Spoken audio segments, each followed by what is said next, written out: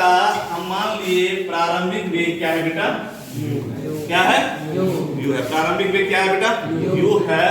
और यह वस्तु बेटा t समय के बाद, इस वस्तु का t समय के बाद जो बेटा इस वस्तु का जो वेग हो जाता है वो क्या होता है, क्लियर है? कोई दिक्कत, कोई दिक्कत है क्या? नहीं। तो बेटा हम चलिए इस पर इसको थोड़ा थ्योरी के रूप में भाषा में देते हैं। क्या देंगे हम, माना कि हमारे पास क्या है बेटा, हमारे पास एक वस्तु है, एक वस्तु है जो या जिसका जो u वेग से, कौन से वेग से बेटा, u वेग से चलना प्रारंभ करता है, क्लियर है? चलना प्रारंभ करता है। t समय के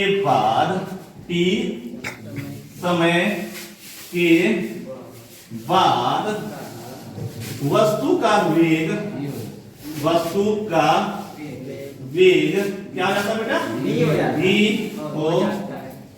हो जाता है।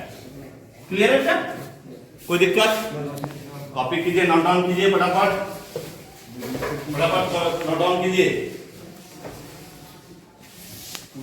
कुछ नहीं किया, मैंने एक वस्तु मान लिए हम, वस्तु का प्रारंभिक वेग मैंने क्या मान लिया, u मान लिया।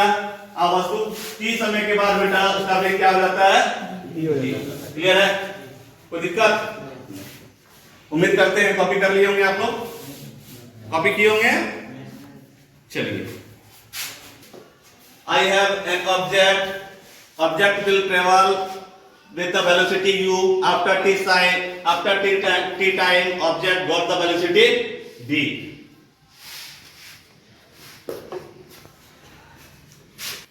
आपको बताए थे पिछले क्लास में बताए थे फॉर्मूला, क्या बताए थे, त्वरण। क्या बताए थे बेटा, त्वरण बराबर क्या फॉर्मूला बताए थे, वेग में परिवर्तन। इसका परिभाषा था change in velocity with respect to time, rate of change in velocity that is called acceleration. वेग में परिवर्तन की दर को हम क्या बोलते हैं, त्वरण बोलते हैं। त्वरण बराबर बेटा हम जानते थे पिछले क्लास में हम जाने हैं वेग बटे समय जानते हैं। क्लियर है? कोई दिक्कत नहीं। आज बेटा हम इसमें और एक फॉर्मूला पढ़े थे, तत्कालिक त्वरण पढ़े थे। क्या पढ़े थे हम, dv बटे dt पढ़े थे ना, या नहीं पढ़े थे? पिछले क्लास में हम यह चीज जाने थे। आज हम बेटा जो हम बात करने जा रहे हैं, आपके पास एक और फॉर्मूला इधर आप जानते हैं कि वेग क्या है। क्या बेटा, वेग क्या है? तो वेग का फॉर्मूला क्या जानते हैं, वेग का डिफरेंशियल क्या जानते हैं हम लोग? वेग किसे कहते हैं भाई? वेग बराबर फॉर्मूला होता है, क्या होता है, विस्थापन बटे समय होता है, ऐसा हम जानते हैं ना। वेग बराबर होता है बेटा विस्थापन बटे समय होता है। वेग को इंग्लिश में क्या बोलते हैं, वेलोसिटी इक्वल टू होता है दोस्त डिस्प्लेसमेंट अपॉन टाइम होता है। ठीक है, क्लियर है? पिछले क्लास में बेटा हम पढ़े थे इंस्टेंटेनियस तत्कालिक त्वरण के बारे में पढ़े थे। क्या पढ़े थे, तत्कालिक त्वरण के बारे में पढ़े थे। हम पिछले क्लास में पढ़े थे बेटा, क्या पढ़े थे वो, तत्कालिक त्वरण के बारे में पढ़े थे ना। तो तत्कालिक त्वरण का फॉर्मूला बताए थे हम, a बराबर dv बटे dt। क्लियर है? यह बातें हम पिछले क्लास में किए थे ना, या नहीं किए थे? आज हम यहाँ पर आपके बीच में वेग का तत्कालिक वेग के बारे में चर्चा करेंगे। किसके बारे में चर्चा करेंगे हम, तत्कालिक वेग के बारे में हम चर्चा करेंगे। ठीक है, देखिए ध्यान से। वेलोसिटी मतलब क्या बेटा, हम लिख सकते हैं इसको v लिख सकते हैं। अब आपको पता है हम डिस्प्लेसमेंट विस्थापन या दूरी को किसके द्वारा सूचित करते हैं, s के द्वारा। हम बताया ना। तो हम यहाँ पर बेटा ऐसे लिख सकते हैं कि v बराबर क्या, s बटे d। हम बताए भी थे आपको जब इसका थ्योरी दिए थे ना कि दूरी या विस्थापन को किसके द्वारा सूचित करते हैं, s के द्वारा हम सूचित करते हैं, और टाइम को t। क्लियर है? यानी कि हम लिख सकते सकते हैं v बराबर क्या लिख सकते हैं बेटा s upon t, s upon बेटा t हम ऐसा लिख सकते हैं। क्लियर है। अब जब हम पिछले क्लास में बेटा तत्कालिक त्वरण बराबर लिखे थे a बराबर dv बटा dt लिखे थे ना, तो आज हम लिखेंगे क्या लिखेंगे तत्कालिक वेग के बारे में। किसके बारे में? तत्कालिक वेग के बारे में बेटा, या तात्क्षणिक वेग या तत्कालिक वेग। क्लियर है। तात्कालिक वेग बराबर हम क्या लिख सकते हैं, यहाँ पर v लिख सकते हैं। v बराबर यहाँ पर क्या हो जाएगा ds बटे ds अपॉन dt। कोई दिक्कत, थोड़ा सा भी कठिनाई, कुछ भी दिक्कत नहीं बेटा, ऐसा मुझे मिला। क्लियर है। नोट डाउन कीजिए फटाफट। क्या यहाँ तक ये समझने में कोई कठिनाई है? एक बार हम फिर से रिपीट कर देते हैं, ध्यान से सुनिए। आज हम जो है गति का द्वितीय समीकरण किस विधि से करेंगे? कलन विधि से करेंगे। किस विधि से?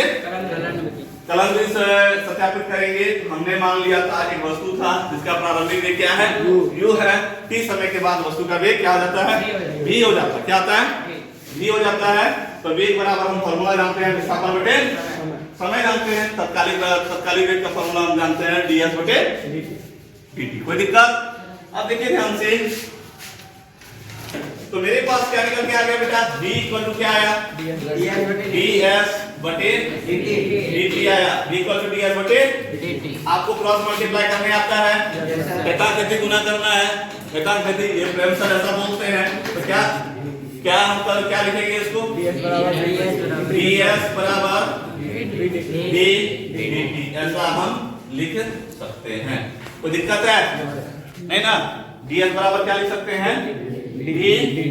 कोई दिक्कत? अब देखिए ध्यान से समझिएगा, ये आपका जो है ds बराबर v dt है। ये किसका फंक्शन है? विस्थापन का फंक्शन है। किसका फंक्शन है? ये किसका फंक्शन है? ये किसका फंक्शन है? क्लियर है। हम जानते हैं बेटा, क्या जानते हैं? वी नो दैट क्या जानते हैं? v इक्वल टू क्या जानते हैं u प्लस ठीक है। नोट कीजिए। अब देखिए ध्यान से, क्या लिखे हम चंदन यहाँ पर v बराबर u प्लस dt हम जानते हैं। अब v का मान हम क्या करेंगे पुट कर देंगे। किस पर? किसको मान लेते हैं हम? समीकरण फर्स्ट मान लेते हैं। इसको क्या मानते हैं हम? समीकरण फर्स्ट। तो बेटा ds बराबर क्या हो गया मेरे पास u प्लस at, और ये क्या रहा यहाँ पर कोई दिक्कत? अब जो है इस dt के साथ सबको क्या कर देंगे, ये dt इसके साथ मल्टीप्लाई में है, क्या करेंगे इसको मल्टीप्लाई कर देंगे। क्या करेंगे? मल्टीप्लाई करेंगे। तो ds बराबर क्या हो गया बेटा u dt plus at dt। Clear है। नोट डाउन कीजिए। ds बराबर क्या हमारे पास आ गया बेटा u dt plus at dt आ गया था ना। अब हम बोर्ड को क्या कर सकते हैं क्लीन कर सकते हैं। तो मेरे पास आ गया बेटा क्या आया ds बराबर आ गया हो u dt plus at dt आया। क्लियर है। मेरे पास यहाँ तक ये हमको इक्वेशन अभी तक मिला ना। अब इस इक्वेशंस को हम दोनों तरफ बेटा निश्चित समाकलन करेंगे। क्या करेंगे? लिखेंगे बोथ साइड इंटीग्रेटेड। ठीक है, इंटीग्रेटेड। दोनों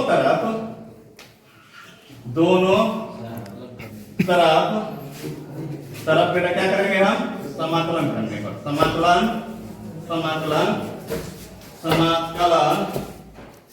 दोनों तरफ समाकलन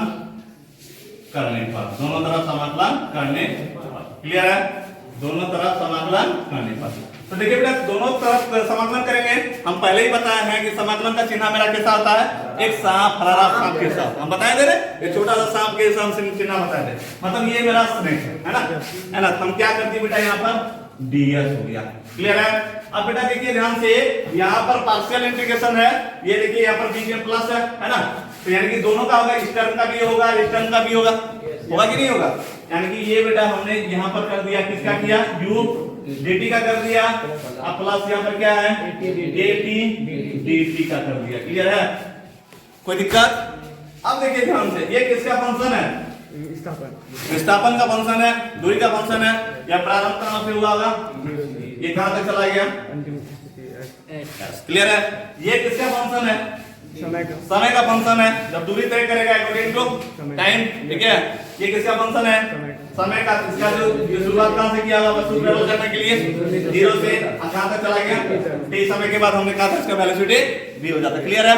कोई दिक्कत नहीं ना? चलिए आइए देखते हैं। अब आपको पता है, हम पहले ही बताएं आपको, थोड़ा बहुत जो मैथ के स्टूडेंट है उनके लिए तो दिक्कत नहीं होना चाहिए, और जो बायो के स्टूडेंट है उनके लिए अभी थोड़ा सा हम समाकलन का चर्चा कर लेते हैं, ठीक है। तो देखो बेटा, हम कुछ बेसिक बातें बता रहे हैं समाकलन का। समाकलन का हम आपको बेसिक दे रहे हैं। क्या दे रहे हैं बेटा? जो अभी आपको जरूरत पड़ेगा।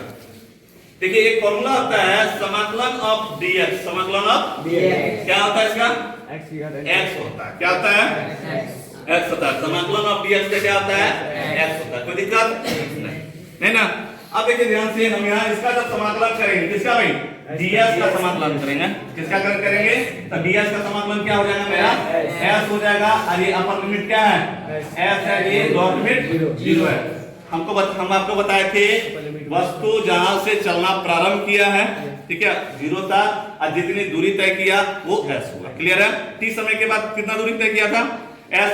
t समय के बाद दूरी बोले या विस्थापन बोले, वस्तु का विस्थापन कितना था? s था भाई।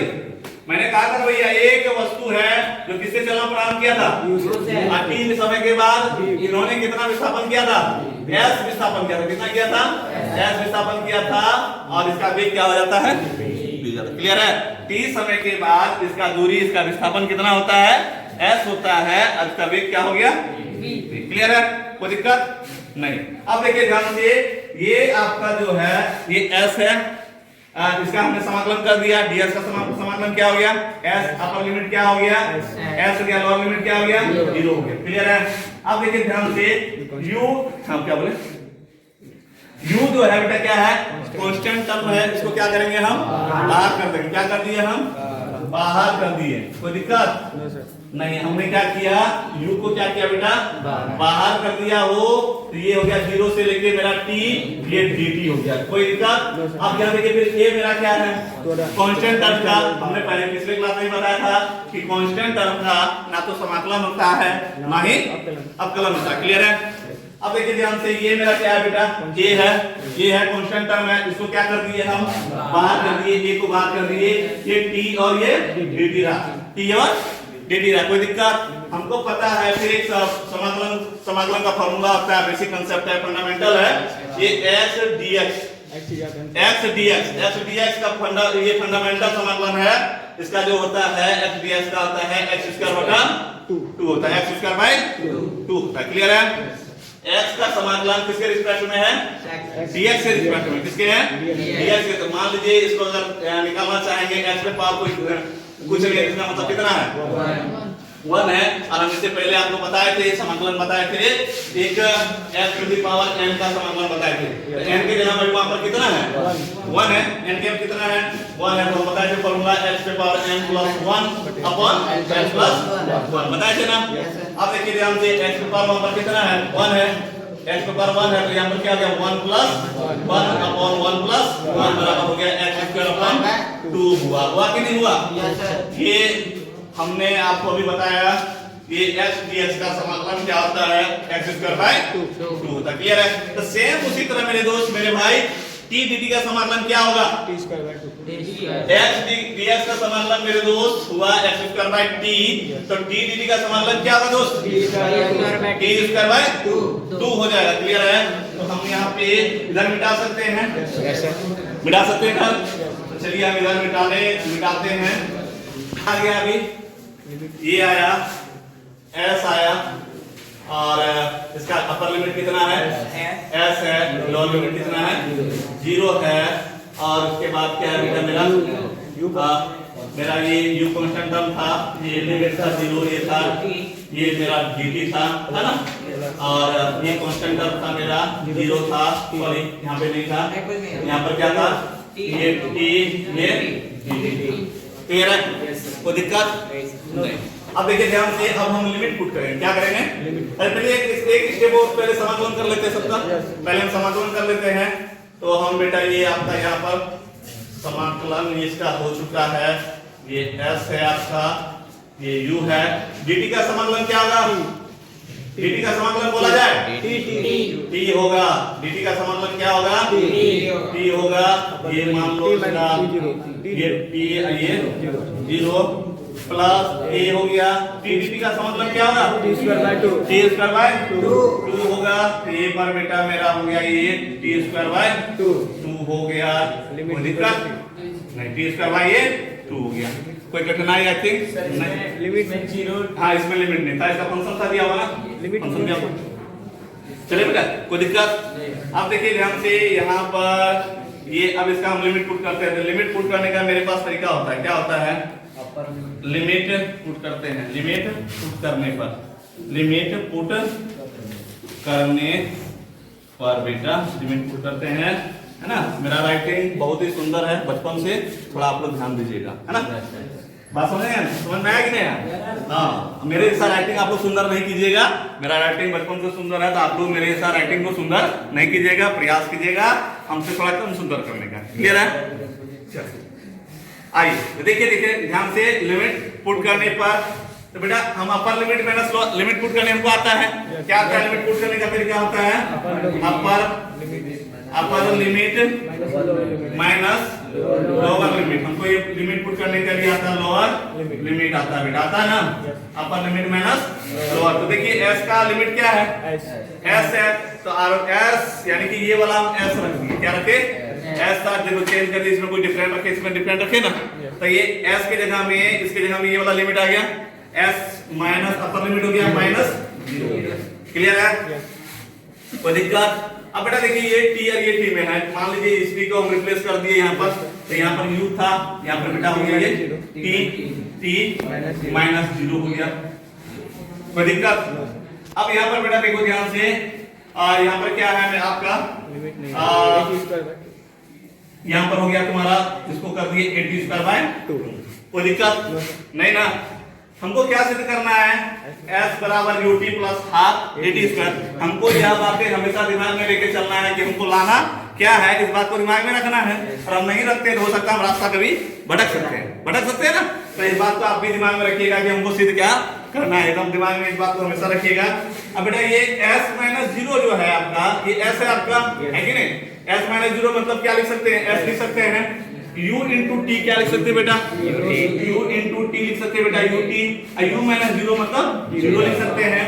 अब प्लस बेटा at का स्क्वायर बटे 2 लिख सकते हैं। कोई दिक्कत नहीं, डॉट डाउन कीजिए।